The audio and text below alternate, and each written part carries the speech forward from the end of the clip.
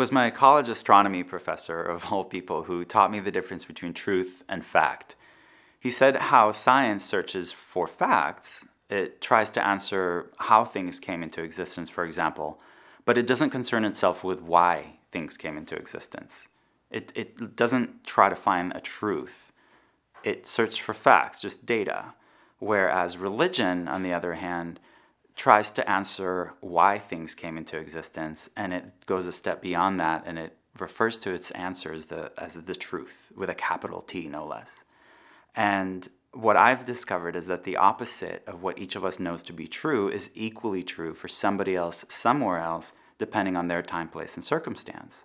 And so I think it's detrimental for any of us to cling too tightly to, this is my truth with a capital T, and it's a universal truth, and then we're shocked when somebody else somewhere else has a different truth, a different reality. And it's really great to embrace that difference between us and approach it all with a sense of curiosity. Is explain to me why you believe what you believe, and then we walk away from that experience with an open heart and an open mind. I take it as far as if somebody tells me that the sky is green, for example, and I, believe it to be blue, then I don't feel any urge or need to tell them that they're wrong or to prove to them that the sky is blue, because how green they perceive it to be doesn't change how blue my sky is.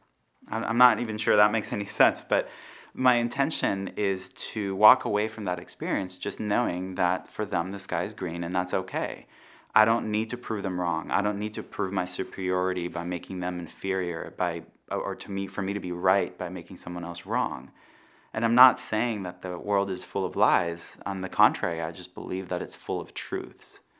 And so taking that step back and just easing our grip on what we think is universally true and just allowing for multiple truths to exist, because that's what motivates people. That's why people do what they do. And it goes beyond the simple religious or morality question, but when you realize that for a murderer, for example, it's not wrong to commit murder, or he or she wouldn't be doing it. It's true for them, it's real for them, and according to them, there's a justification for what they're doing. And it doesn't mean you have to agree with it. It certainly doesn't mean you have to condone it. But when you open your heart and mind to the possibility that they have a separate truth than you, then you're opening your mind and heart to the possibility of forgiveness and compassion, and that's where kindness comes from.